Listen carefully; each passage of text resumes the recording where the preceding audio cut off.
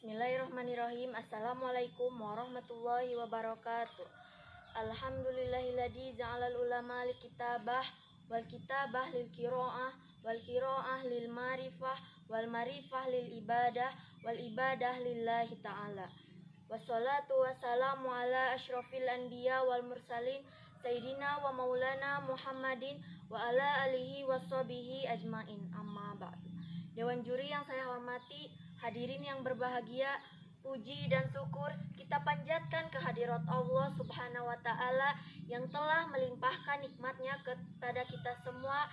Sholawat dan salam semoga selamanya terlimpah curahkan kepada panutan kita semua, yakni Nabi Muhammad SAW.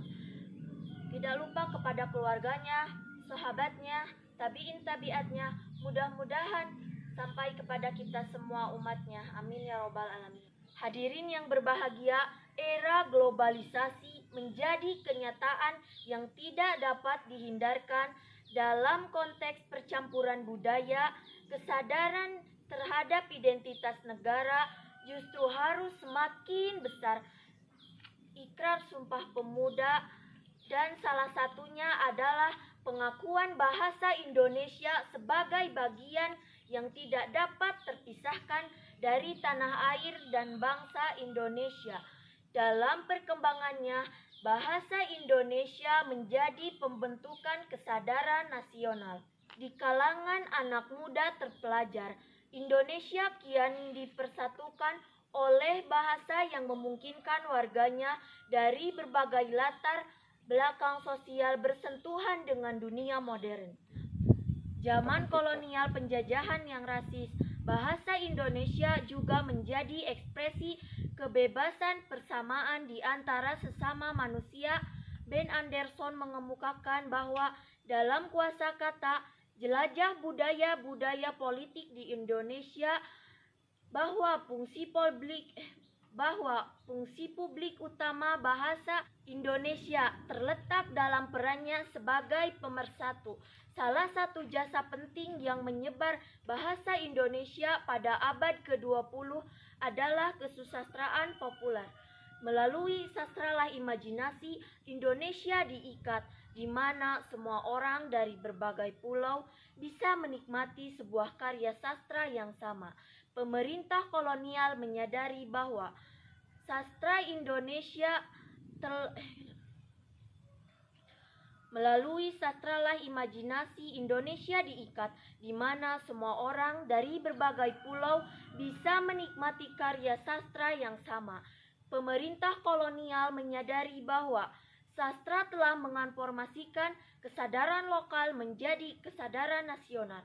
Sebuah ancaman besar bagi kolonial Indonesia dengan negara kepulauan yang penuh dengan kekayaan, keragaman, budaya, ras, bahasa daerah, suku, bangsa, agama, dan kepercayaan. Meskipun penuh dengan keragaman budaya, Indonesia tetap satu dengan semboyan Bhinneka Tunggal Ika, yang artinya meskipun berbeda-beda tetapi tetap satu tujuan.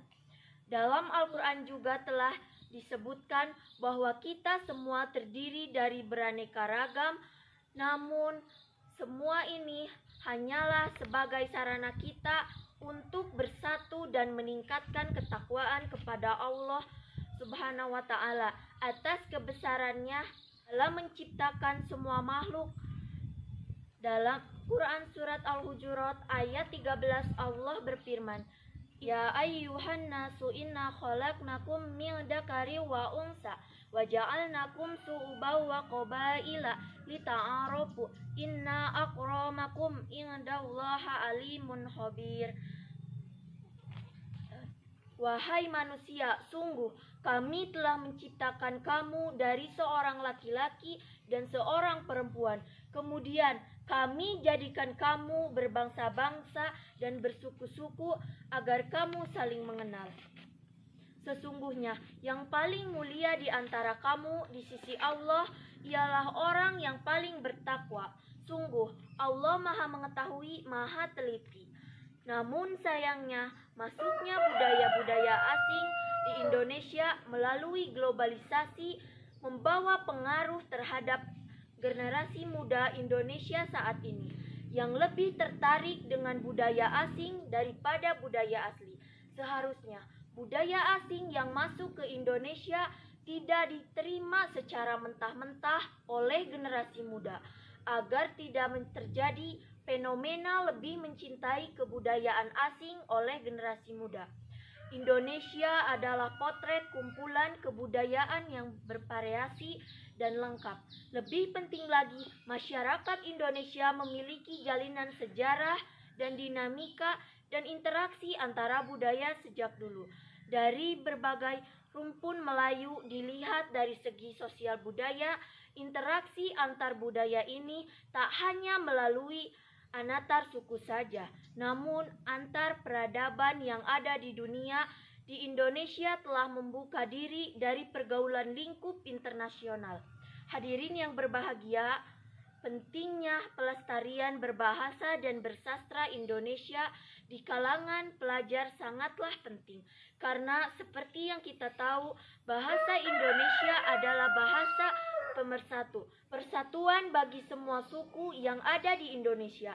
Maka sangat krusial khususnya bagi pelajar, karena Indonesia sendiri punya lebih dari 700 lebih bahasa, dan tentunya itu challenging untuk kita agar tetap bisa berbahasa Indonesia yang baik dan indah.